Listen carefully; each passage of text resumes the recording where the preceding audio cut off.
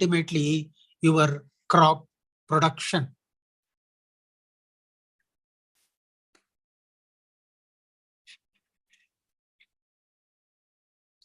So what I mean to say is, in tillage, generally you work the field with various implements and converts the hard pan of the surface soil into granular, loose, friable, crumbly structure, so that you can start what we call sowing practices.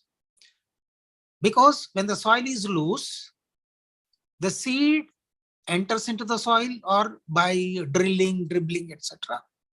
It takes whatever the moisture that is there, and its sleeping embryo gets activated, and ultimately seed germination occurs, and plumule and radicle comes, and ultimately your seedling comes out, and this seedling sends its root system into the soil. Because the soil is loose,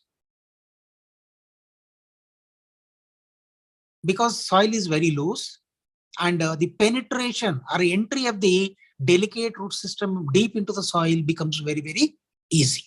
So to make the hard pan of the soil suitable for seed germination, seedling establishment, ultimately growth of the crop, is the prime aim of tillage practice.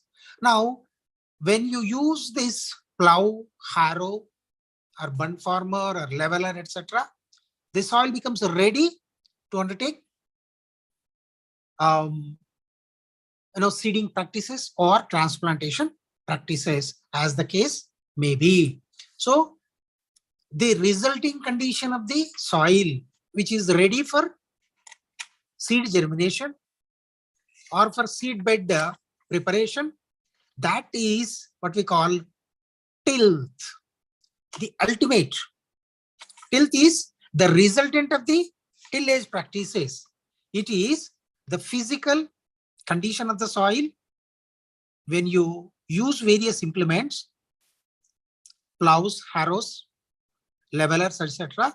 The physical condition of the soil becomes what we call loose, powdery, granular, and crumbly condition of the soil for the suitable production of the crops. This is what we call tilth. Tilth is the resultant of tillage. Now, what is the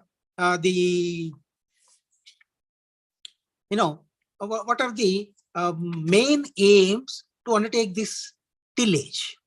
So generally, I told you what you have to remember for the tillage to do. Tillage is of two types: primary tillage and secondary tillage. Primary tillage is these activities generally farmers undertake before sowing of the seed. Generally, these primary tillage practices are undertaken in the month of April, May or so, soon after the harvest. Farmer tries to prepare his field ready for when there are monsoon showers, so that he can sow his seeds and get early crops, so that he can avoid pests and diseases, and he can use whatever the moisture efficiently. So with that aim, the primary tillage practices are undertaken by the farmer. So now here main objectives of the tillage are to prepare the seed bed, to control the weed, and to improve the soil structure. So soil structure means soil should become porous, soil should become dry, and it should be devoid of any pests and diseases, and improve the root penetration, and incorporate the earlier crop residues and your manures which you add to the soil. So these are the objectives. You prepare the seed, your field, seed bed preparation. So seed bed preparation, control of the weeds, and improve the physical condition of the soil. So these are the physical condition. Again, it should be porous, it should be loose, it should help for the easy penetration of the root system. It should be able to encourage the microbial growth, etc. So if the soil is loose, granular, then only air exchange will be possible, and so that your microbial population increases and your root penetration becomes, so that your crop gets established very early and it stands and you get early, maturity of the given crop. So now this seed bed preparation means here the seed, in some cases, generally the soil, it is very hard pan like, this has to be broken. So the upper layers are to be incorporated deep into the soil, and a deeper soil has to be brought up to the surface of the soil. So that there is a thorough mixing of the various soil layers. So that in this, what happens? Soil becomes leveled, soil becomes porous, soil becomes granular. It improves the soil water holding capacity of the soil. So if there are showers, this rainwater has to reach deep into the soil, into the rhizosphere, so that from there root system can absorb its moisture and also various minerals that are present in the soil, soil moisture in the form of dissolved condition. So this seed bed preparation, so generally, if you use plow, during summer, you get, big lumps of, soil of 5 to 10 kg. So if the surface is with big, soil clumps, in that condition, generally sowing becomes very difficult. Even if you sow also, the seed cannot bear heavy soil clods. So before that, what we have to do? We have to break these big lumps of the soil, and they have to be broken by using various implements. The best one is either by using your cultivator, or by using what we call, blade harrow, or by using leveler, etc. You can make the soil leveled. So this is what we call seed bed. So the other important thing is removal of the weeds. Along with the crops, you see number of unwanted plants growing. Plant which is out of place. The plant out of place is what we call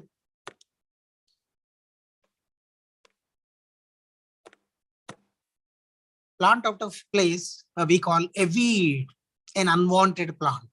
A plant whose economic importance is not much understood. Such unwanted plants are called weeds. So the weeds, weeds, generally they have high potential of reproduction. They produce seeds in large numbers, and they, reproduce not only by vegetative means, but also by, sexual means, that is by production of a large number of seeds, by vegetative means, by stolon, suckers, bulbs, etc., nuts, etc. These are by using all different modes of reproduction. The weeds profusely develop. They occupy the entire soil surface or the field. So what the farmer has to do? He has to take out all these unwanted plants.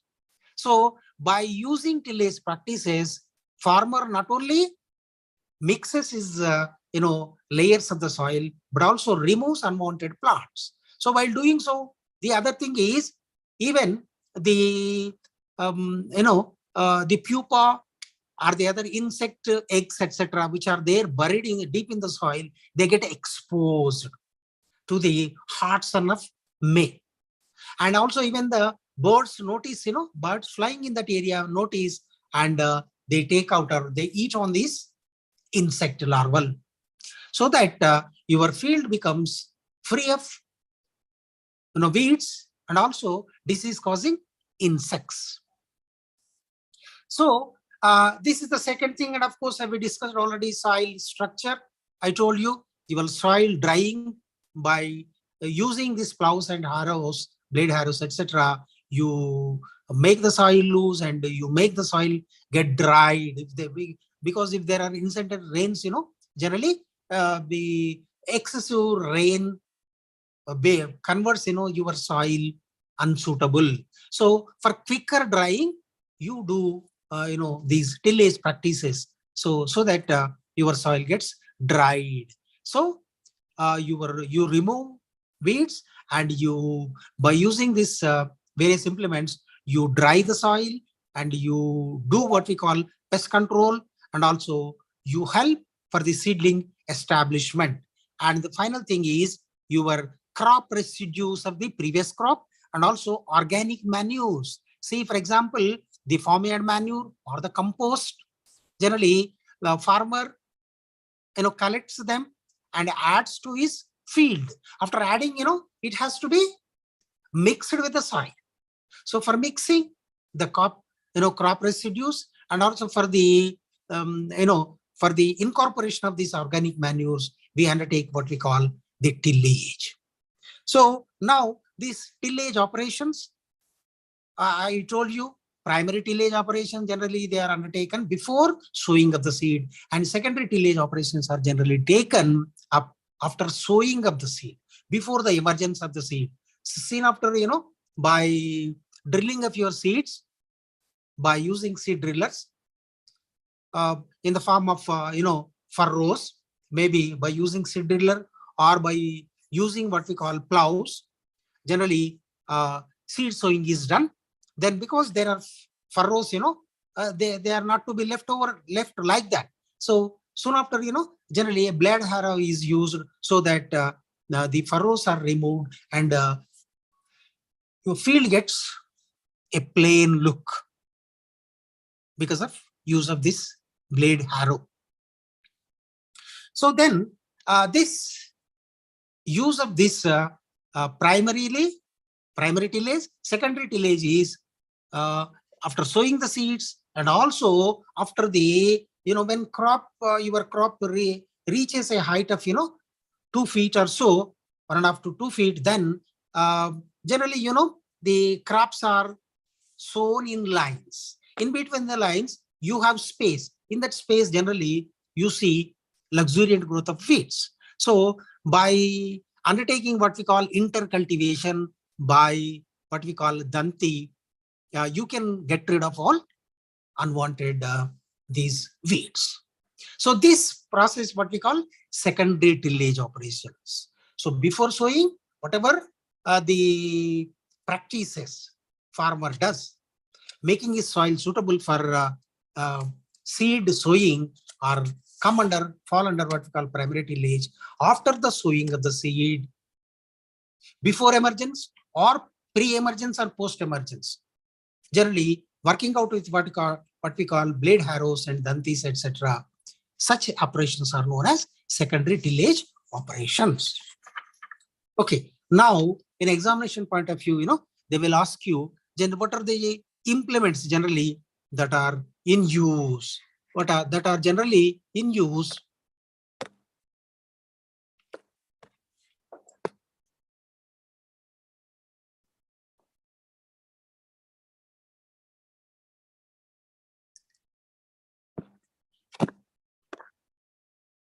See, generally, what are the various implements that are in use to undertake what we call primary tillage or secondary tillage operations? So generally, the country plow. Country plow generally used to make the soil ready for sowing. Now, this country, they will ask you in examination, draw the country plow and name its parts, and add a note on its importance. Or what are the various processes, for which processes this country plow is generally used for. So both for primary and secondary tillage operations, country plow is used, and this country plows, generally, I'll show you this country plow. So this is what we call a country plow, and generally you have to practice this. You have to practice this country plow, and generally it has, what we call a handle, a beam, a body, show, and a share. Share is what we call iron part, and the other parts are, made of what we call wood. Generally, the woods, generally acacia, your mango, and neem woods are generally used in making this country plow. And generally, there are various plows are available. Generally, for the deep plowing, Pedda Madaka or Pedda Nagali, what we call. A big one is used because in the soils which are very deep, which are block cotton soils, which are heavy soils, for the for the plowing to undertake in such heavy soils, generally we employ what we call Pedda Madaka. And in dry areas, sandy areas, Dubba Chalaka areas, red sandy areas, not big Pedda Madaka is needed. Dry plows are sufficient to undertake these ploughing operations. And generally in wet cultivation, especially in rice cultivation, generally wet plows are used. These are still smaller, and generally they are used in making what we call puddling. Puddling is done by using wet plows, and for draw ploughing, smaller ones are used. But whereas for the ploughing of block cotton soils, we employ the madaka. Then this is the country plow. This is the figure of country plow, and the second one is mould broad plow.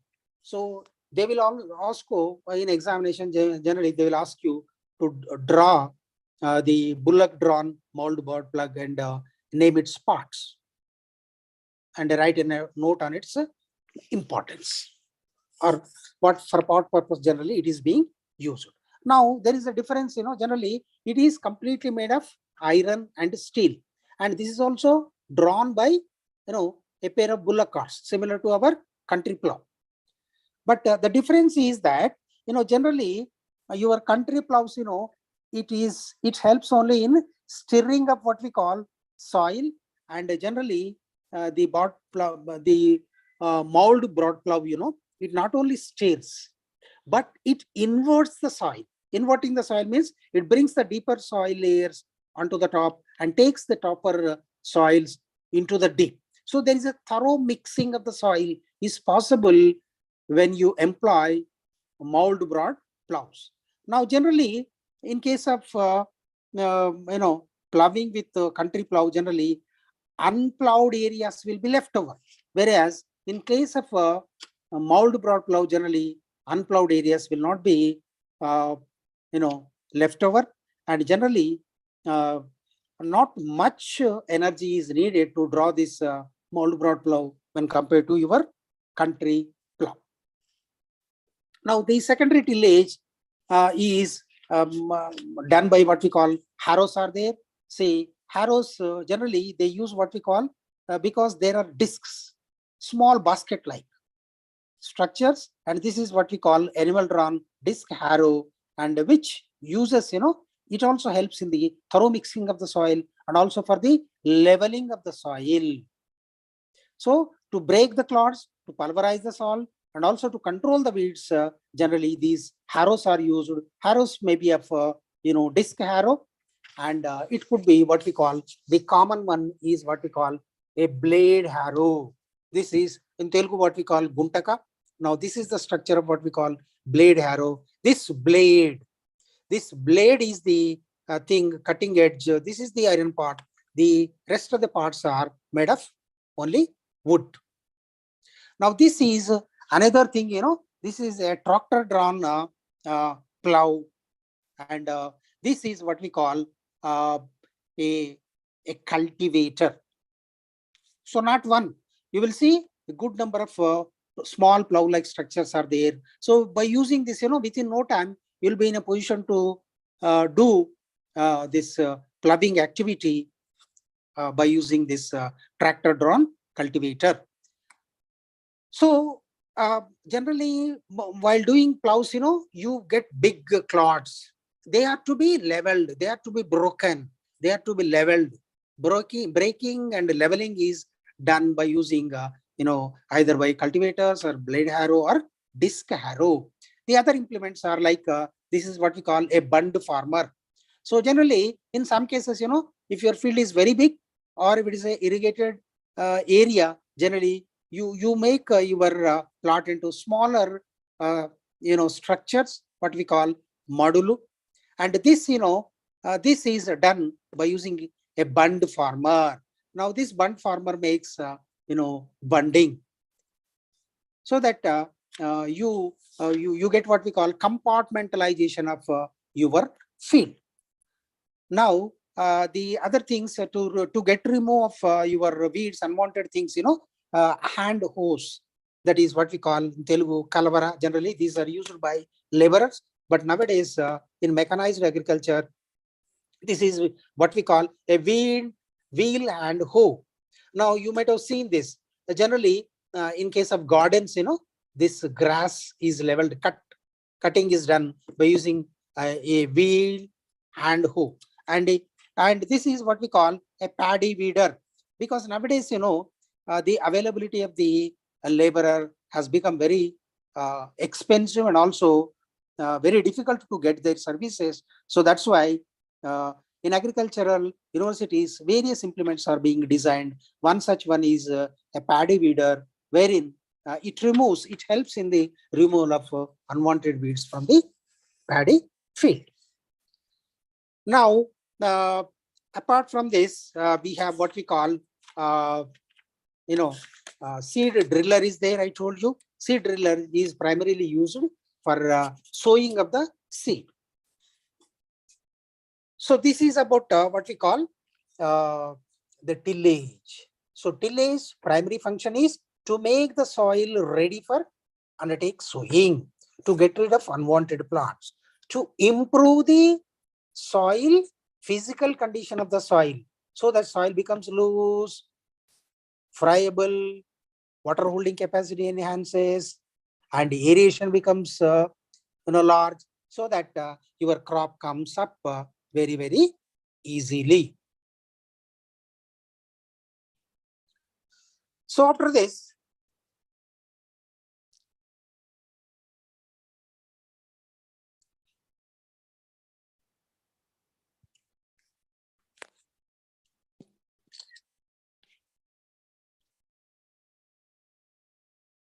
so then we go to next topic, next unit, that is weeds and weed control.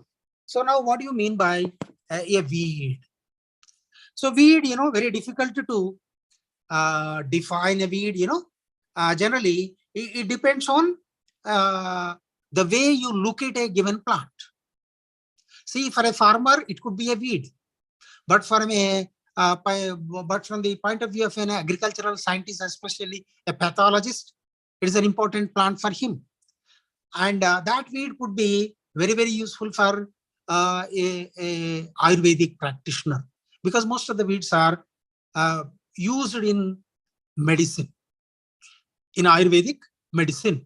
So here we are concentrating only on in the view of what we call farmer only.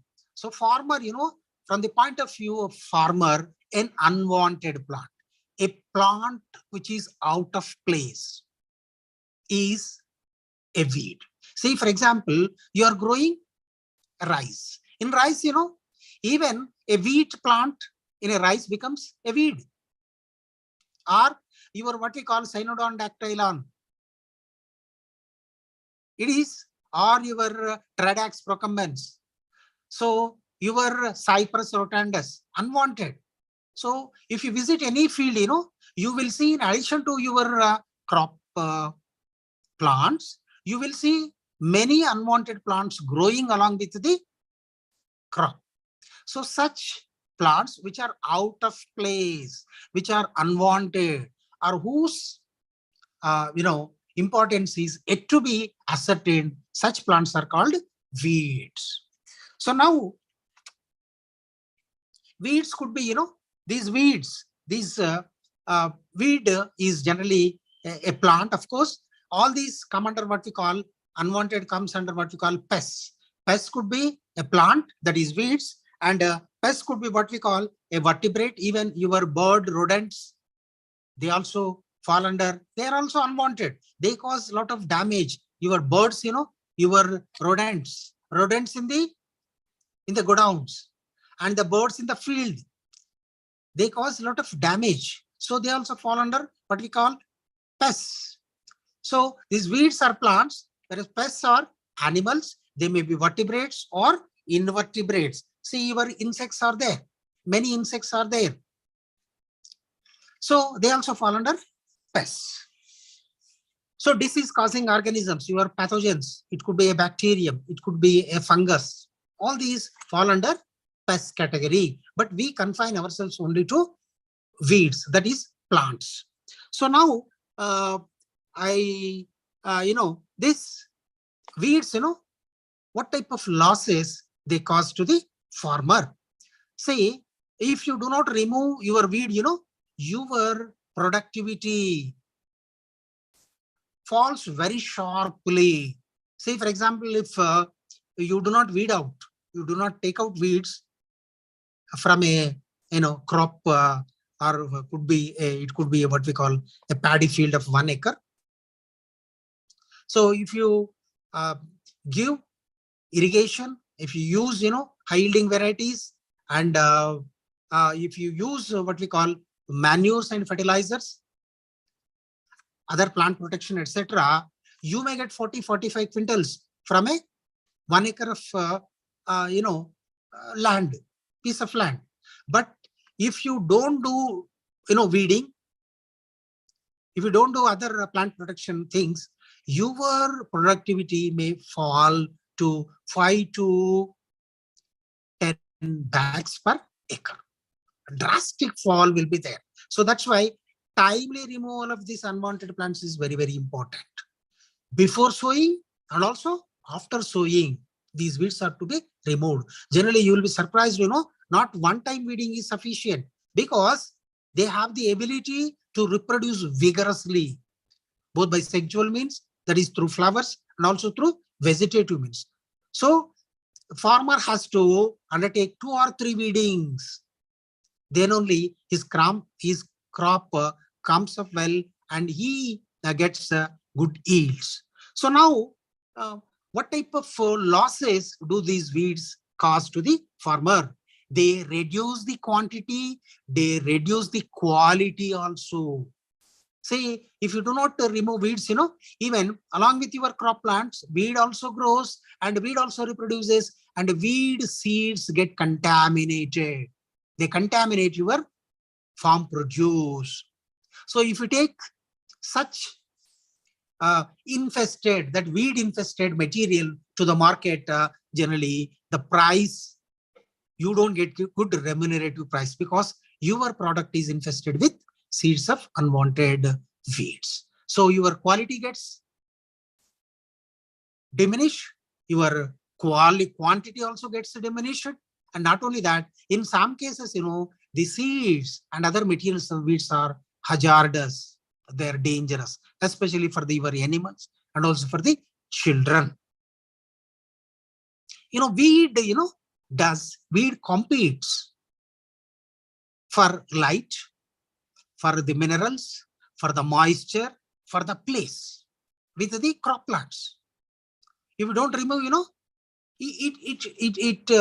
it grows vigorously, and its shadow falls on the crop plants, so that it will not be in a position to receive good sunlight.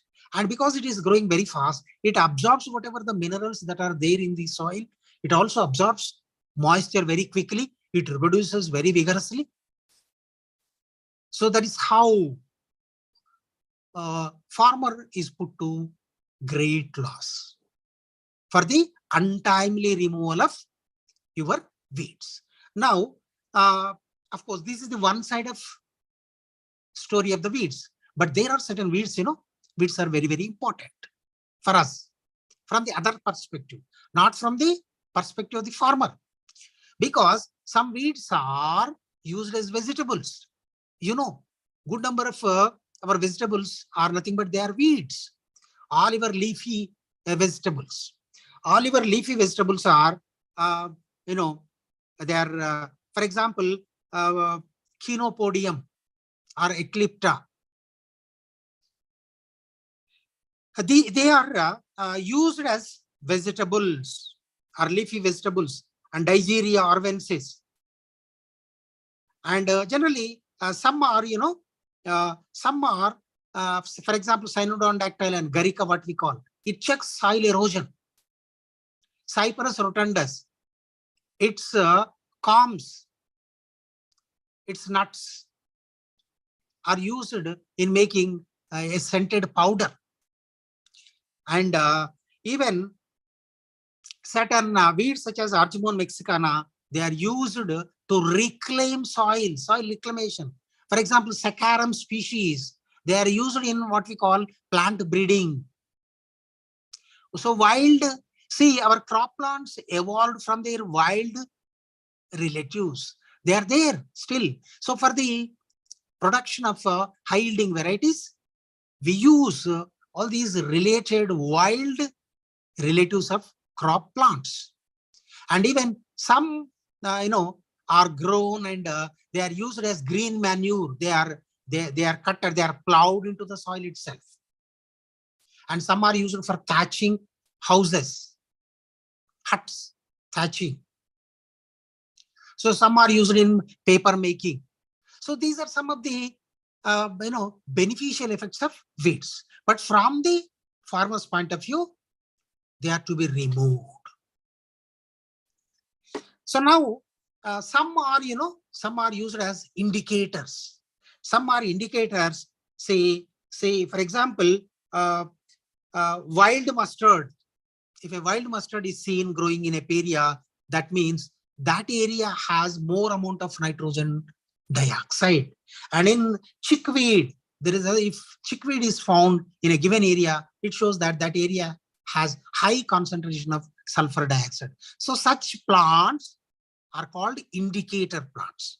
So they are used as vegetables. They are used in medicine. They are used in paper making, roofing, check soil erosion, beautification of water bodies. You might have seen some weeds. So if they are there, very few numbers, your Eichhornia crassipus, your pistia, etc., they are generally water plants. They are there if in small numbers, with beautiful flowers, it adds to the beauty of the lake or the pond. But the excessive growth, like if you go to your Hussain Sagar in Hyderabad or other tank areas where effluents are being added, there you will see luxuriant growth of these what we call Eichhornia crassipus, water hyacinth, and makes that entire area covered with its green foliage, and the water becomes nasty. It gives nasty smell, and you cannot use that water for recreational purposes. You cannot undertaking a swimming or boating, etc. So if they are there in fewer numbers, it adds to the beauty. But if luxuriant growth of these excessive growth, is not good for the health of that particular water body. So now, we studied about what are weeds and why they have to be removed and how they affect, what is their effect on the farmers, economy, and what are the uses of etc. are there. But now, in examination point of view, they'll ask you, this is a very, very important question. They will ask you, define a weed and give a brief classification of weeds, giving at least one example for each category. So weeds are classified. Classification of weeds, is mainly by three criterion. One is based on their lifespan, based on their angiospermic habit, and based on their special features. So based on their lifespan, they are classified into annuals, biennials, and perennials. Lifespan.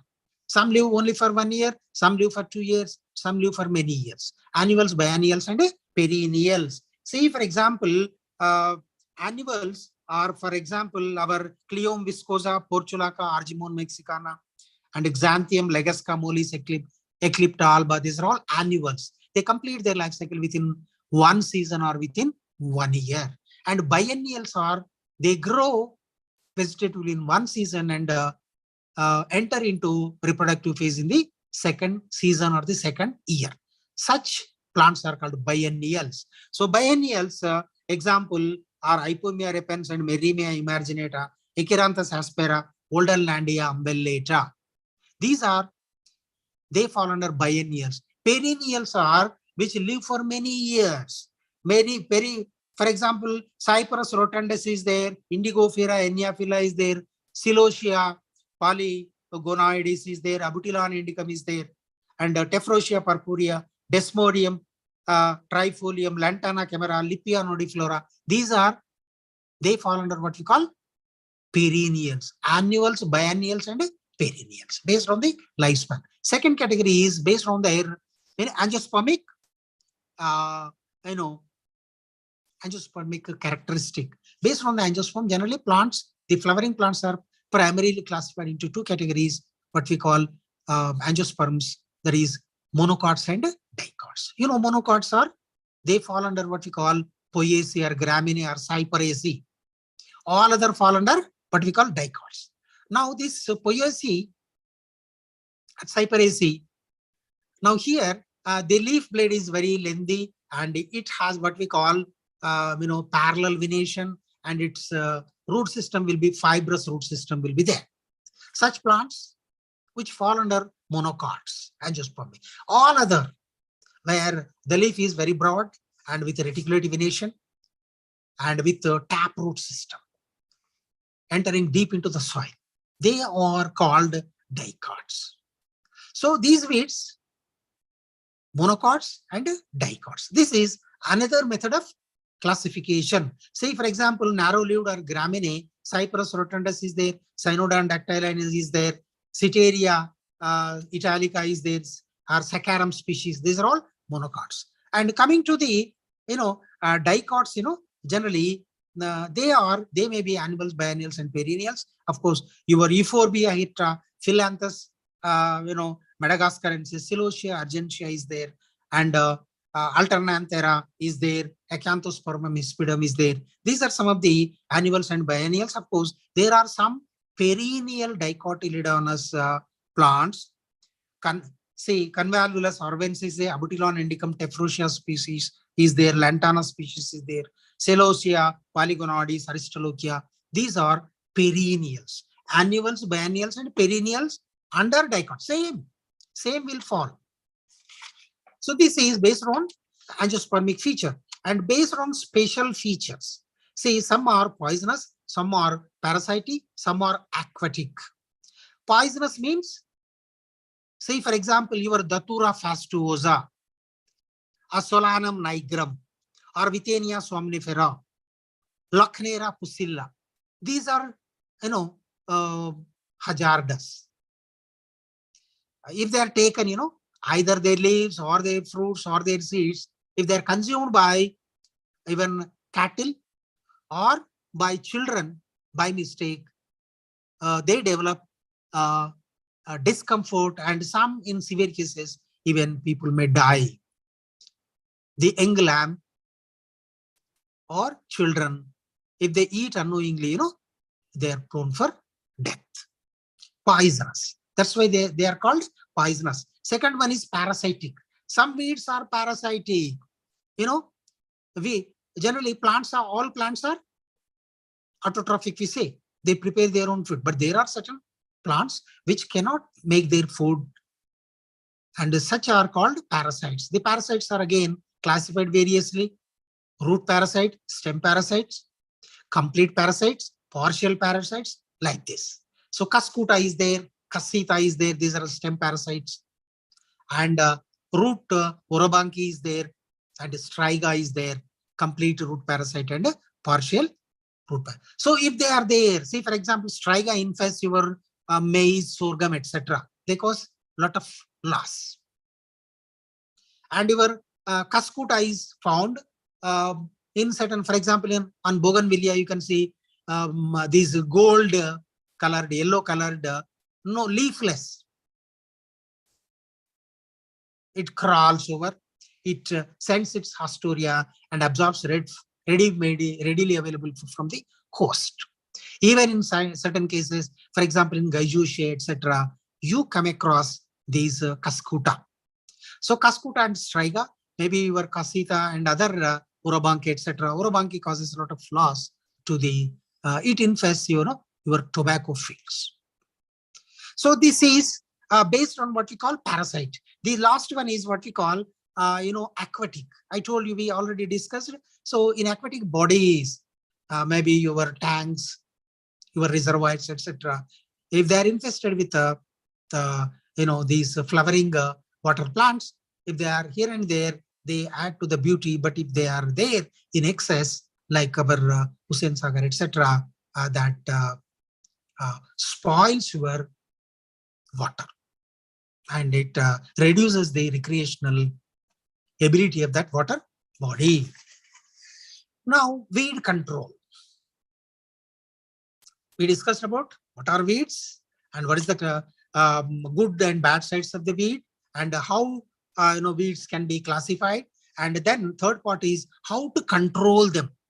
I told you weeds reduce quality, quantity, and even they are poisonous because they compete with the crop plants for the sunlight, for the minerals, for the moisture, for the space. That is how they cause a lot of damage. They reduce your farm output drastically. So how to control them? How to control this weed? Weed control. Weed control is primarily by three means. One is what we call mechanical, agronomical, of course, 4 types. Mechanical, agronomical, then your biological, and last one is what we call chemical. So first of all, mechanical method. Mechanical means here, generally, this is a common and age-old practice, generally hand pulling. So the farmer employs laborer, and the laborers enter into generally women will be employed and they enter into the field. And because they know, they'll recognize which is a weed and which is a crop plant. So unwanted weeds will be plucked out, and they will be heaped, and after drying, they will be burnt. Hand pulling, mechanically you're, or by employing your what we call intercultivation, by employing bullock drawn, danti, etc. You can get rid of this. So here also it is physical removal. Then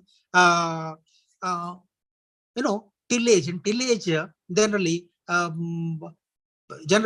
in case of your red gram or in cotton, etc., because the distance between the two rows is very big, there you employ blade harrow, thereby you can get rid of your unwanted weeds with a less amount of expenses. If you employ general laborers, it adds to the cost. So by using blade harrows, dantis, etc., you can get rid of, you can physically remove the unwanted weeds.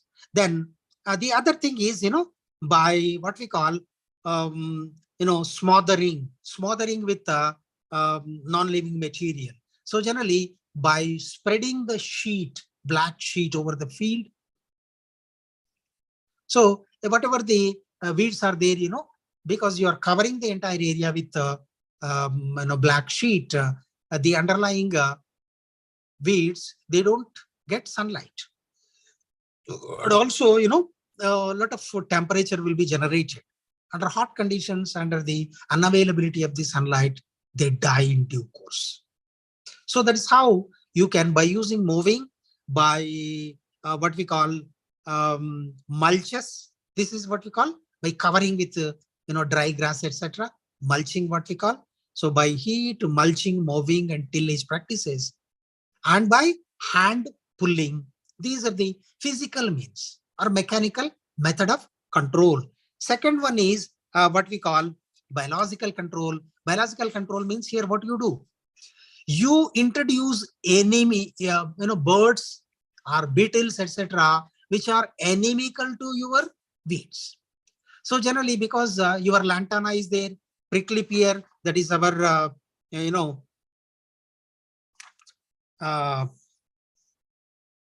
opensia, lantana camera, and opensia, and octoblastis, etc., and octoma. These are some of the, insects. They are imported from the Australia or USA, etc., from where these exotic plants came here and established. You know,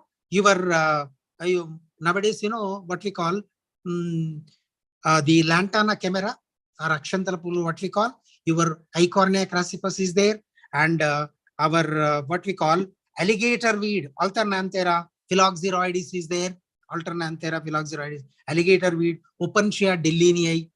This is another prickly pear. These are some of the exotic weeds that are growing on large tracts. So by introducing the certain beetles and certain insects from their native places and introducing them in a limited area, they will eat only the foliage of these plants, and thereby their spreading gets checked. So what we are doing here, biological method, you are using other living organisms to check the growth of these weeds. That is what we call biological method. And the last one is, of course, chemical method. Use of chemicals to control weeds. Generally, the chemicals that are used to control weeds are called herbicides. Herbicides. These herbicides, usage of herbicides is very long. The first herbicide used was 2,4-D. It was used in 1944 for the first time. Since then, a number of various types of these herbicides are now available. You might say, so if you look at your any of your TV channels, you will see advertisement regarding these weedicides or herbicides. So some are what we call these herbicides are some are against narrow-leaved, that is monocots. Some are against broad-leaved, that is dicots. And some are what we call pre-emergence, and the other are post-emergence. Pre-emergence means you before sowing or before emergence of your crop, generally this weedicide is either sprayed or introduced into the soil by during tillage practices, so that it kills the seeds or the seedlings of the weeds even before they come on to the top of the soil. This is what we call pre-emergence. And post-emergence means looking at them, say for example, if it is a monocot like rice or wheat, etc., and any dicotyledonous plant growing in these monocots becomes a weed, and generally broad-leaved weedicides which are against these broadleaves will be used. So pre-emergence, post-emergence, and which are against monocots, which are against dicots, etc.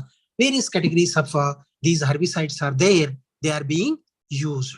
So here the advantages. What are the advantages? Why do we go for these herbicides? Because they can be applied at any time, and you can control the weeds at an early stage, and weeds get not only weeds but even certain plants which mimic weeds get also removed, and control will be for long. See, I told you, if you employ laborers, the farmer has to go for 2 to 3 weedicides, because they will be pulling.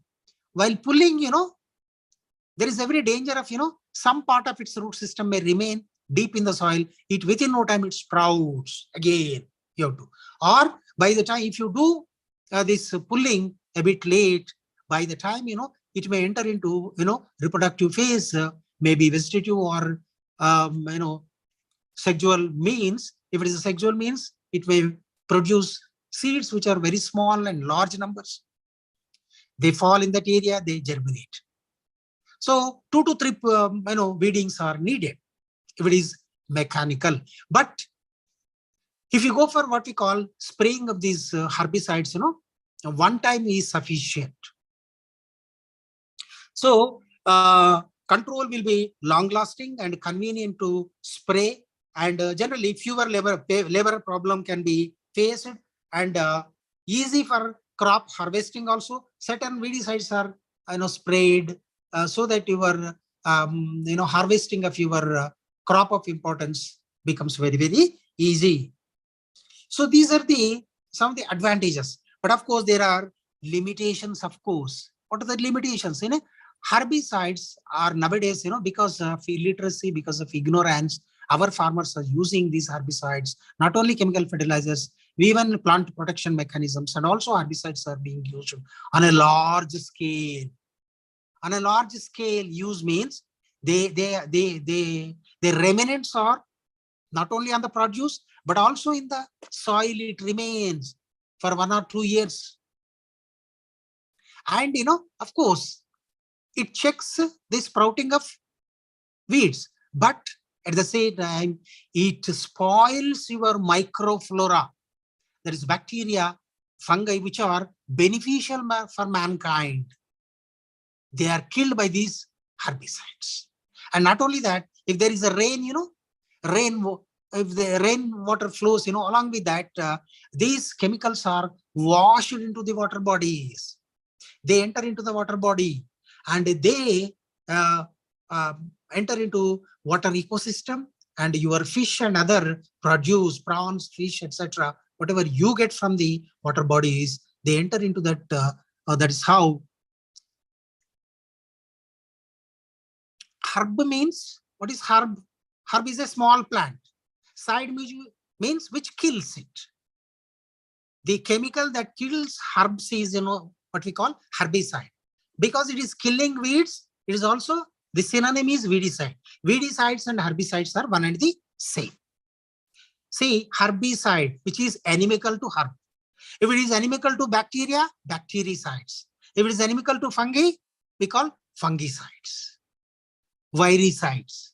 Virions, viricides, bactericides, fungicides, herbicides.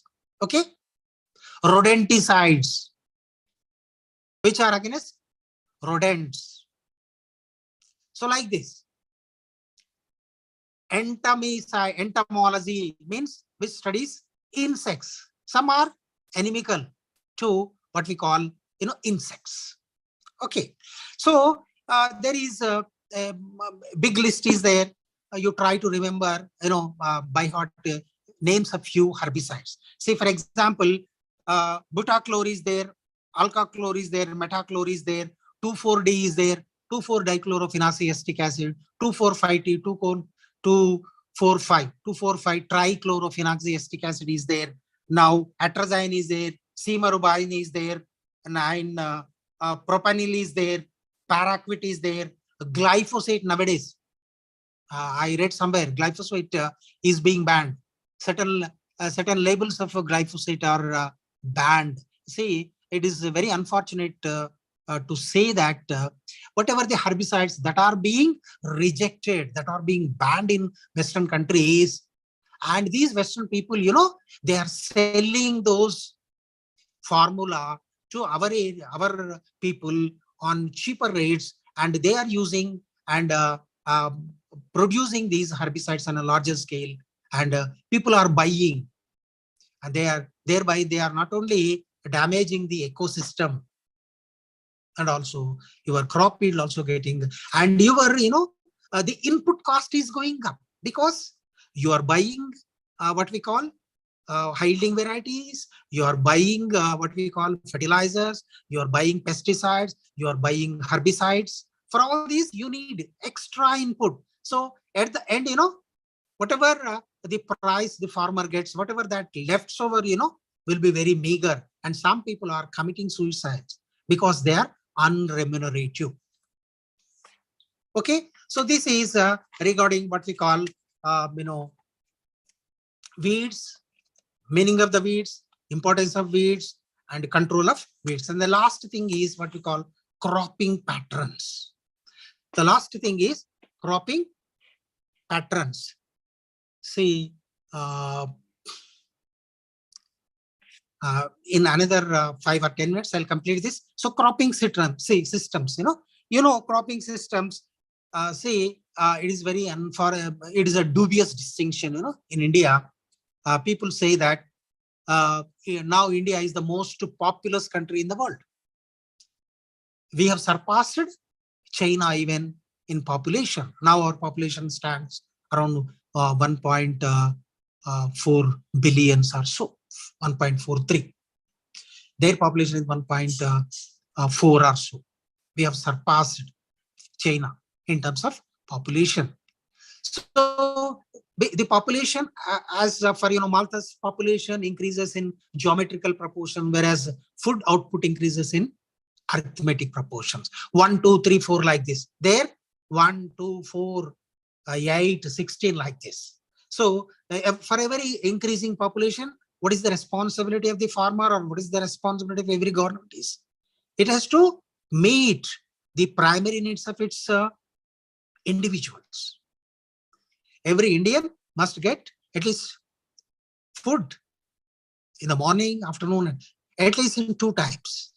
Limited clothing and area to live in, housing. These are the primary needs. Roti, kapda or makan. These are essentials. Every government, strives itself to provide the minimum needs to its members, to its population. So now your land is limited. There is no scope for getting extra land. Land is limited, but the population is increasing. Then, scientists are working on, because of their research, we achieved what we call green revolution.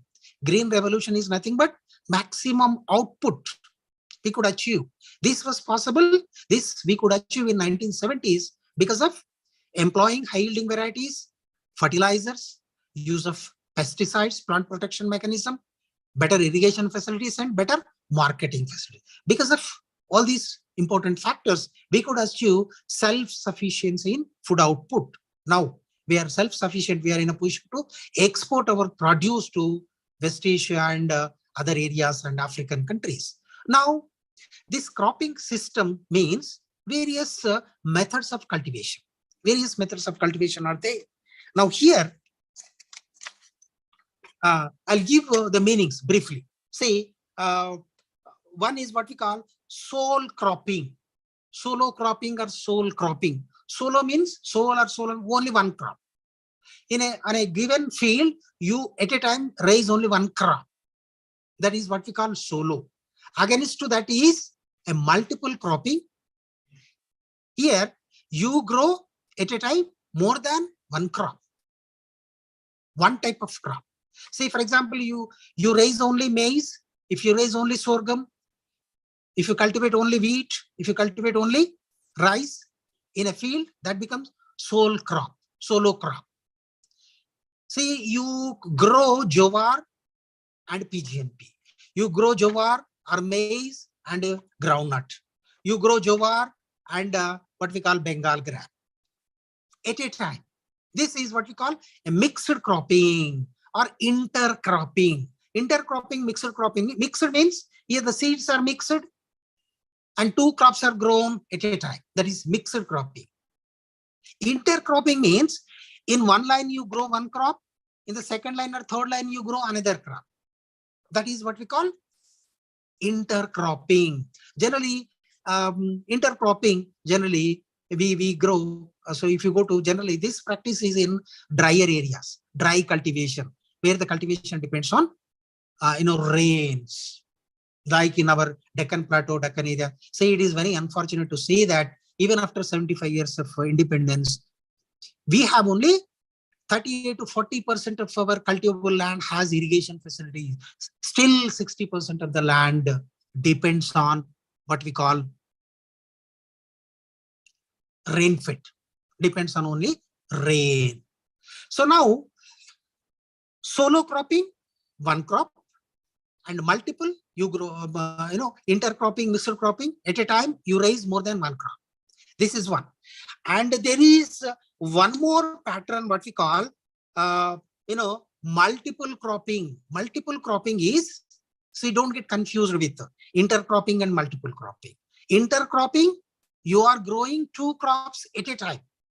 Multiple cropping, here you grow the second crop either just before the harvest of the first crop or soon after the harvest of the second crop.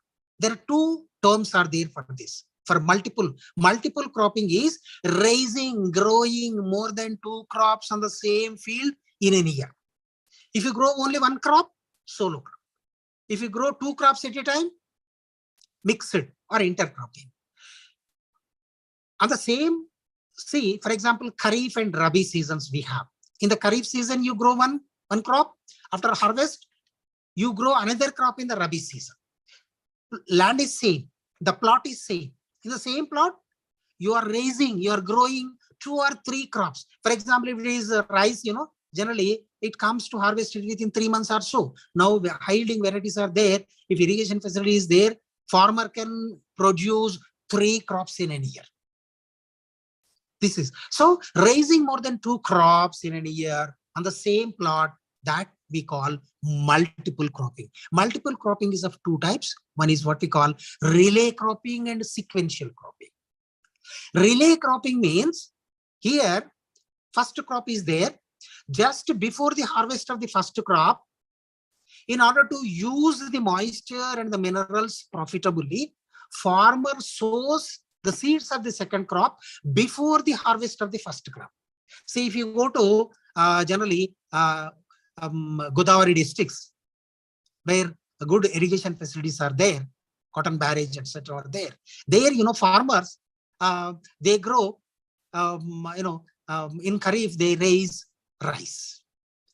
When the rice is ready for harvest, just a week before he undertakes harvest, he spreads green gram, black gram, etc. And he harvests. By the time he harvests, whatever the green gram, black gram he has sown, they sprout. So here, relay, you might have seen, running relay. One man runs and he hands over that button to the next runner. So relay. Before the end of the other person takes. Here also, before the harvest of the second crop is raised. And sequentially is one after the other. So here, first crop is harvested, then field is prepared, and then sowing of the second crop is done. So one after, if it is one after the other, it is sequential. If the second crop is raised before the harvest of the first crop, it is relay harvest. So mixed cropping, intercropping in different lines.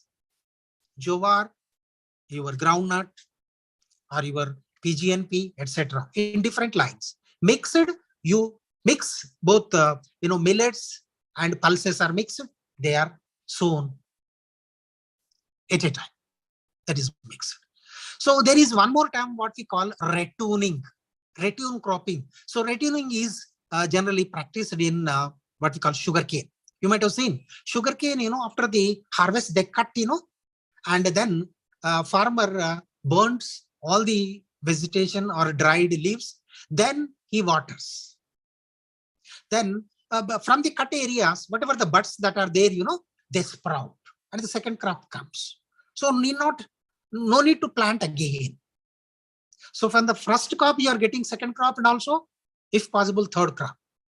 That is what we call retuning. This is done even in case of jowar also.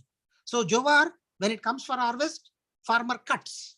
From the cut end, if sufficient moisture is there, if conditions are prevalent, favorable, then the bud sprouts and new stem comes, and of course it also flowers.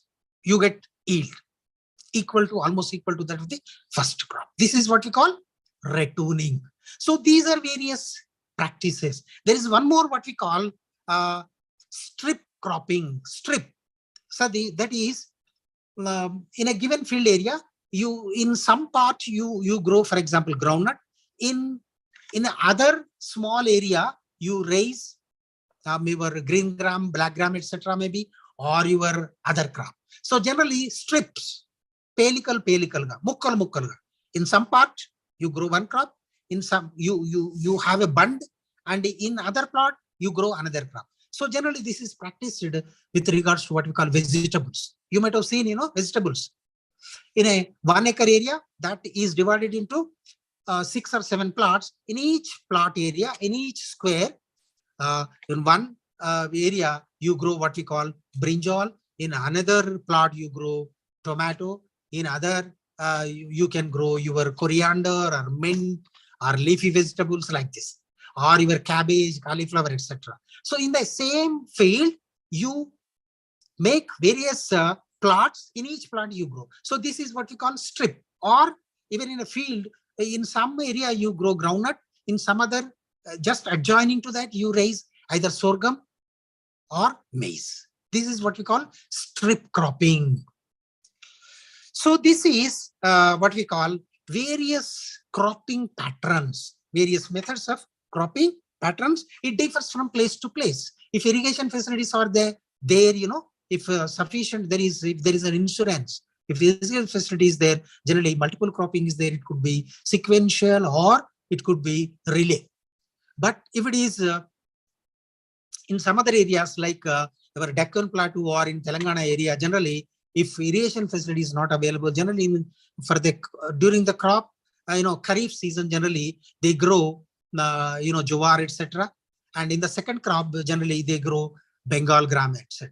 If you go to North India, generally in Kharif, generally they grow either your penicillium or jowar, etc.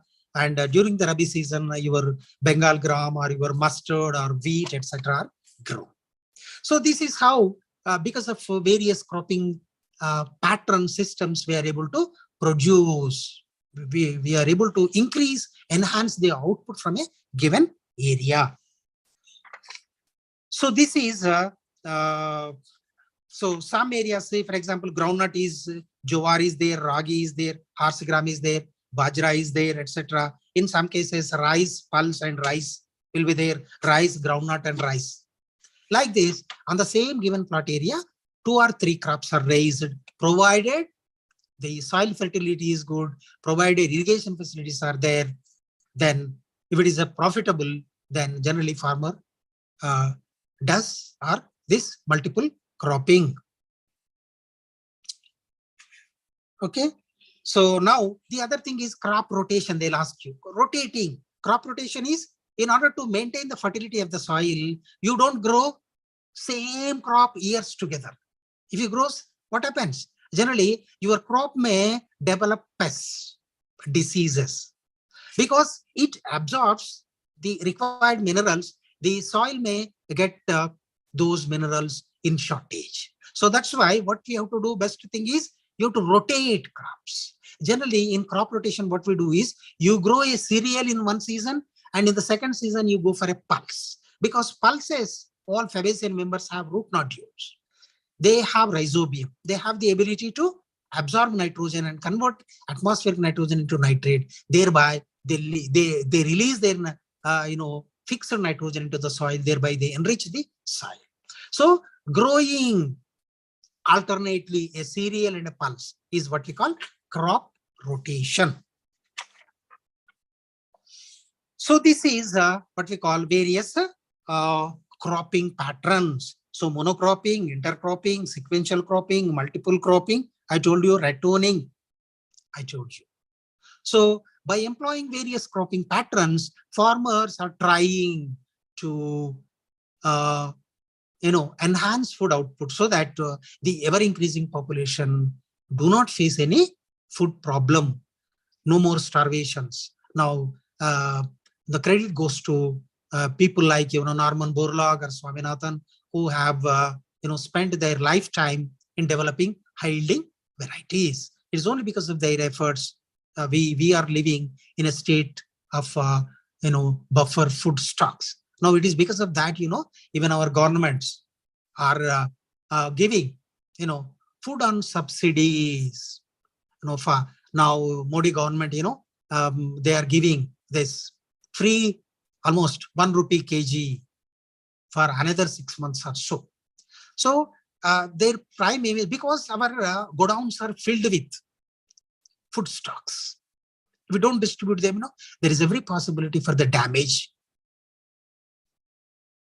So we are lucky now, as on today, India is lucky that we have achieved what we call self-sufficiency in food output, and we are in a state of exporting condition.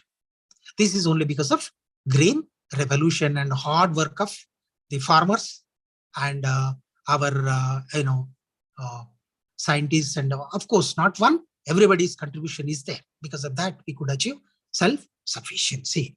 So with this, I would like to end my lecture, and if you have say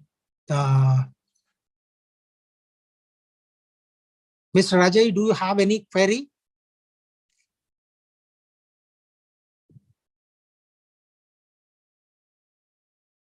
Ajay,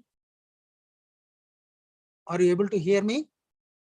If you have any doubt, regarding today's or yesterday's lecture, you can raise your question and I'll try my level best to answer them. If there is no query from your side, because it's already 20 minutes, now I would like to come on party. Intercropping. Intercropping means, here inter means one, in between two types of crops. Intermediate, between your 10th class and degree. Intercropping. So here you in 3 or 4 lines you grow jowar, then you grow what we call PGNP or red gram, or you grow groundnut 3 or 4 lines, then you grow maize, etc. So at a time you're raising 2 crops. Intercropping. Got it? And generally these are seeded, or these are planted in separate lines. In case of mixed cropping is very similar, but here within the same row you may find both. Your pulse will be there, your cereal will or millet will be there in the same line. But intercropping, in one line you have a millet or a cereal, in another line you have a pulse or other crop. That is intercropping. Is it okay?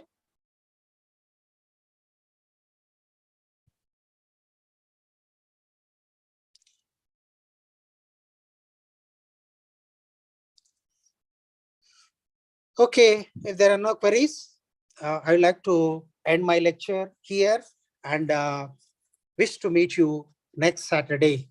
And in the next class, we'll discuss about various cereals, that is rice, wheat, maize, sorghum, bajra, etc.